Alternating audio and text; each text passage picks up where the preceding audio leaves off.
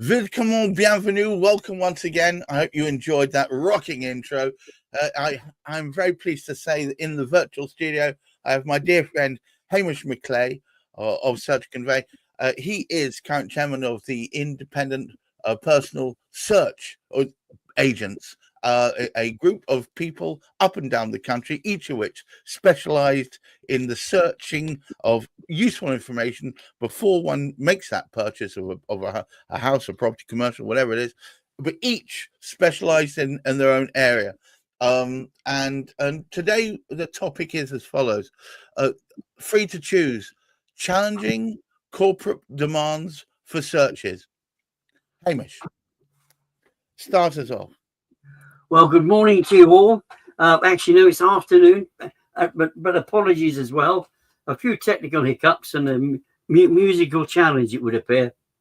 Of course. A musical challenge, quite literally so. And of course, it is a challenge that sort of many people have out there in trying to identify the best way of getting the right information. And what it is, and we've heard it so often from me now, and many of the people that we invite on as guests to tell us about exactly what is happening in the type of work which they do, that we act as independent people, and of course we produce what we do as individuals. And Gareth there sort of mentioned it as well. We carry out local authority searches, and that is our area of specialism. And we always use people who are local to that community where the property happens to be, and they are providing those searches.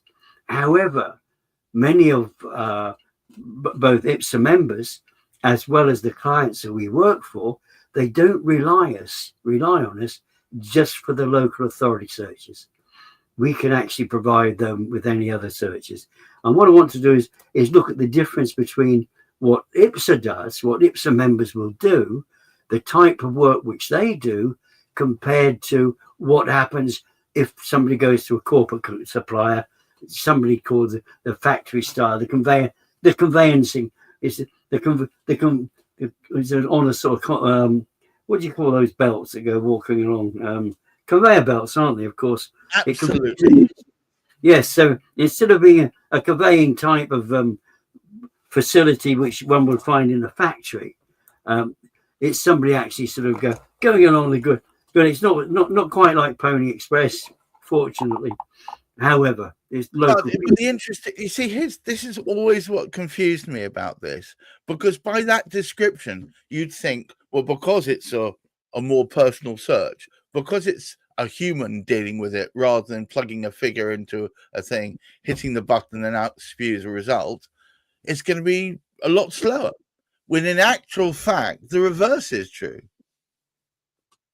Well, in many respects, because obviously what a corporate provider is trying to say, we've got this streamlined. I was actually speaking to a potential client just a short while ago. And basically he said, all I want to do, Hamish, I just want to press a button, and it doesn't matter. I don't mind, what it is. You decide, you tell me what I should actually sort of include for it, but I just want to press the buttons. I want it to happen. Now, of course, he's relying on technology like we rely. The technology itself is absolutely great, but it's the human that's involved with that technology that makes the difference. And unfortunately, and we say this so often, it's one of your famous little comments: garbage in, garbage out. Right. So often true. Now, it doesn't necessarily need to be garbage, but we're living in an information age. If you look on the internet now, it's absolutely overwhelming, the information you can actually sort of pick up. And to be perfectly honest, any person could go onto the internet. This is somebody who was buying or selling a house, and they could do 95% of the work that was required to either buy or sell that property without anybody else being involved.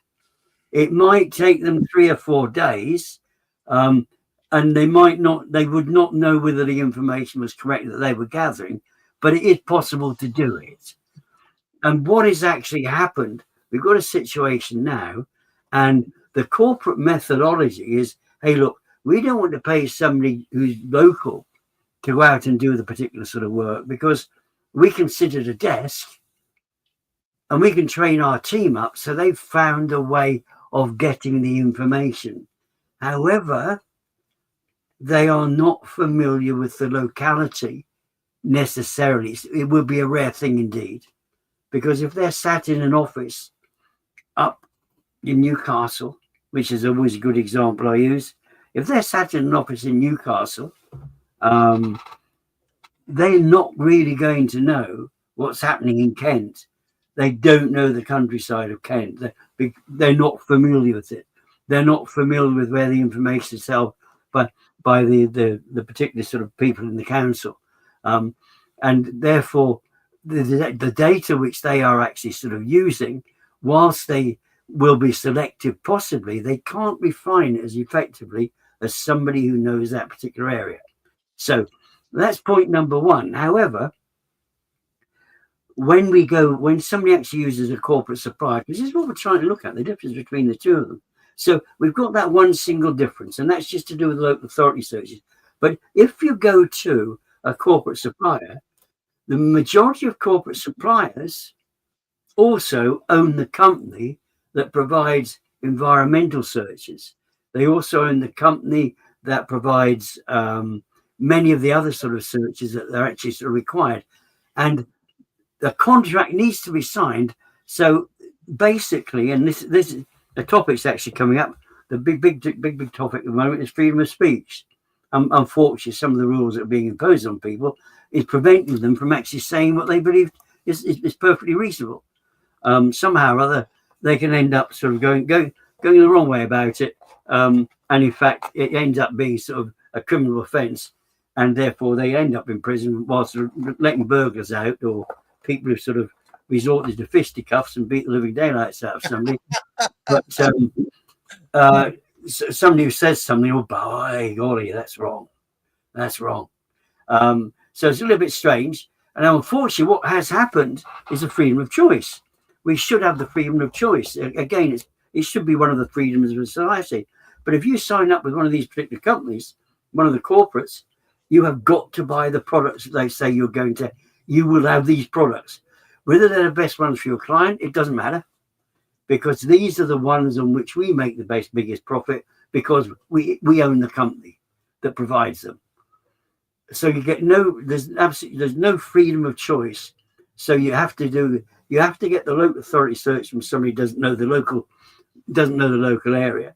And all of these other searches which are being provided, they aren't necessarily the best in the best interest of the recipients, of the buyer, the seller of the particular property.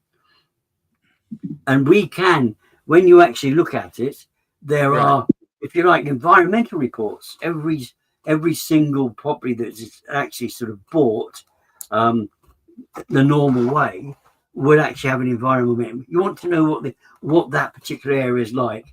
It gives a more in-depth thing. It's more expansive than our local authority search, but will give something about the historical nature of the land, what was happening on the land. And if you go to the right people, there'll be mining included, there'll be flooding included in it, there'll be radon gas included in it, all of these things to explain whether that property is a good thing or not. But there are 4 or 5 different sources of this particular material that can actually be provided.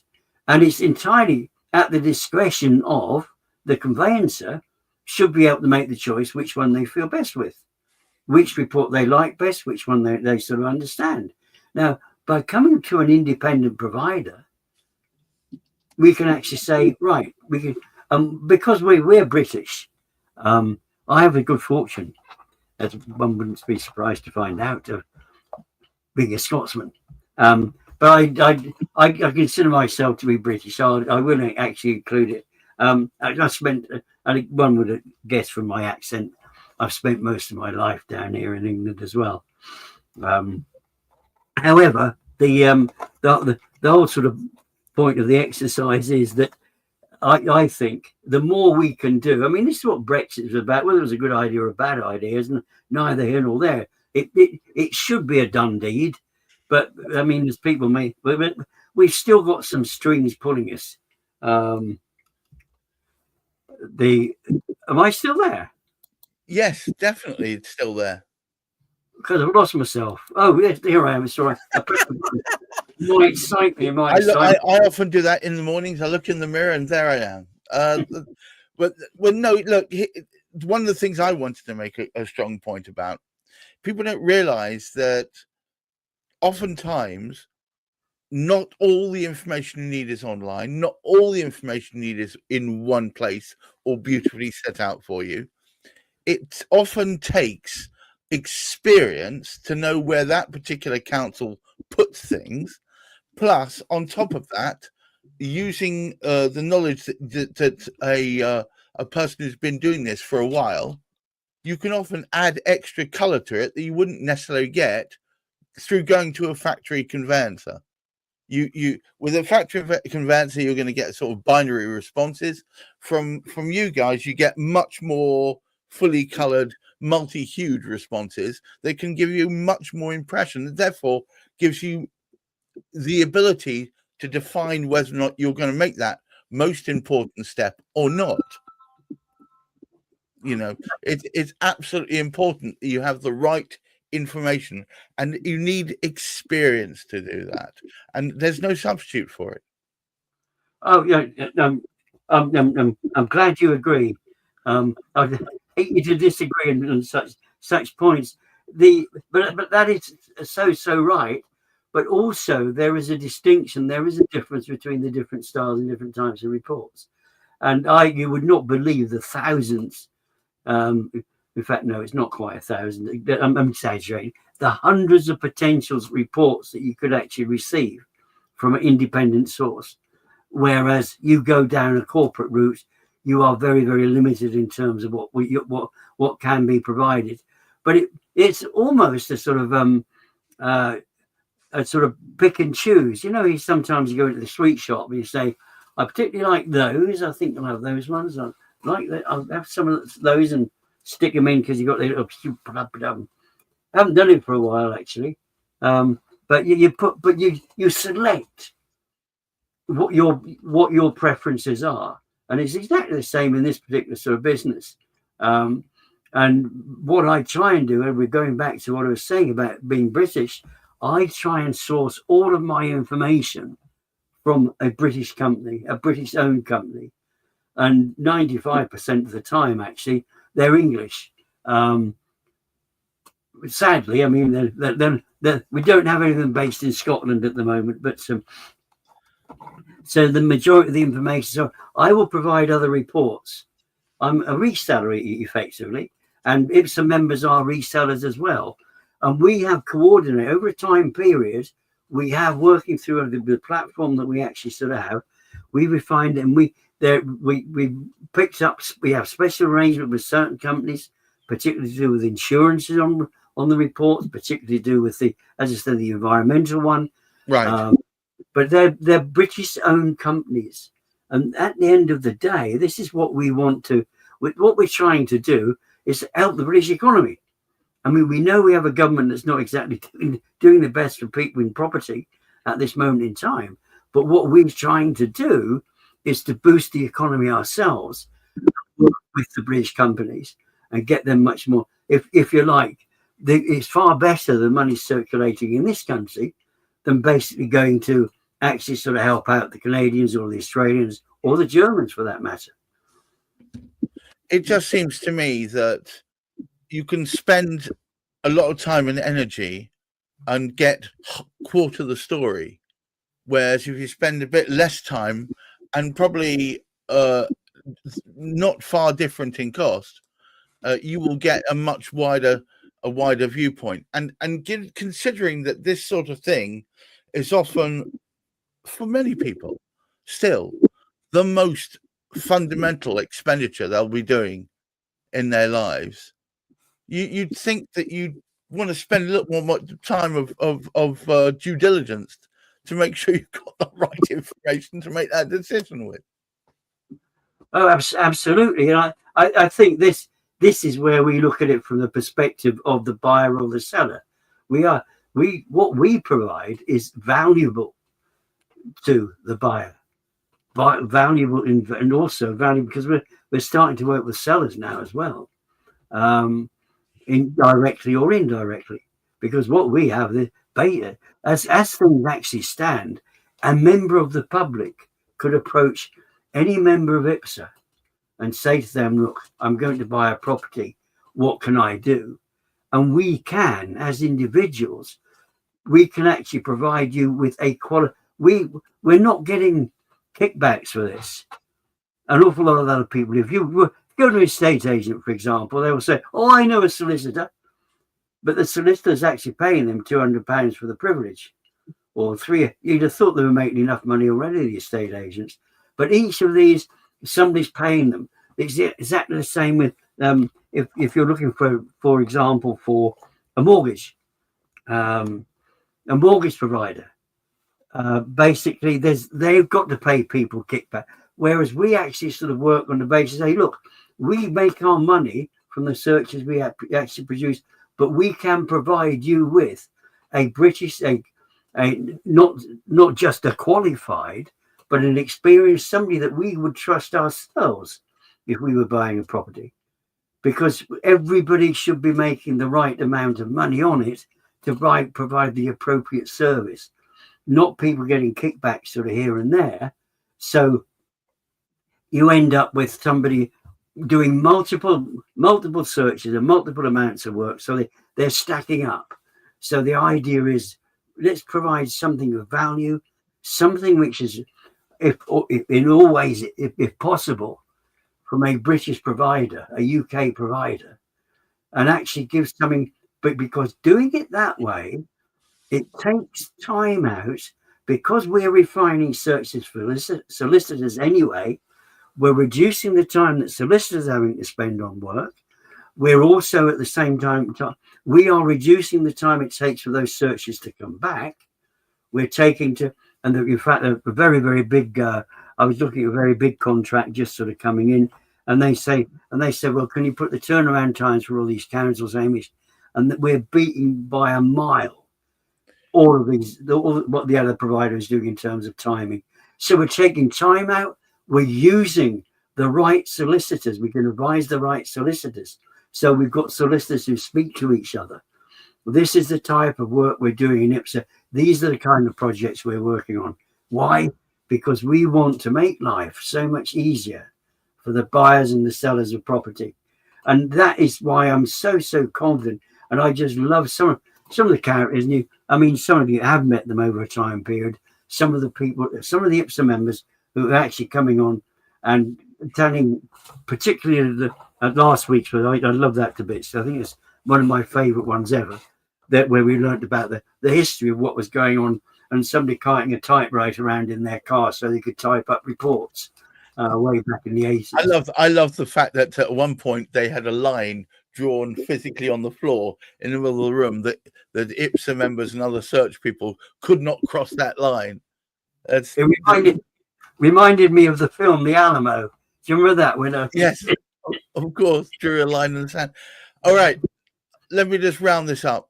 To all of you watching who are members of IPSA, thank you very much. We are here to fly the flag for you and to make it clear to the general populace of why you exist and what the differences are between what you provide and perhaps other sources of searches, factory and otherwise. But also we're here to recognize that a lot of hard work goes in behind the scenes in providing these things. Now, I believe we've got a show coming up, Hamish, where we're going to be celebrating almost the end of the year together. And I think we'll have a couple more IPSA members on there as well to celebrate with us. Oh, absolutely. I mean, that's the whole intent of what we're doing. And it's a good chance for us to see, because we're spread about throughout the country. England and Wales, that is. So whether we get some of our hope we get some of our Welsh compatriots sort of joining us for the occasion. But the whole intent is, of course, to sort of celebrate together, and it'll be good for others who aren't actually IPSA members to sort of see what we are celebrating, because it is good, and we don't get an opportunity to actually sort of share and celebrate what we consider to be our effective achievements for the year. So that's what we're going to be about. Well, it's fantastic. I can't wait for that. So to all of you on here, remember to keep your feet on the ground, keep reaching for the stars, look after that mental health, and we are looking forward to celebrating the end of the year with you. Until then, I wish you well. Bye-bye now. Bye all.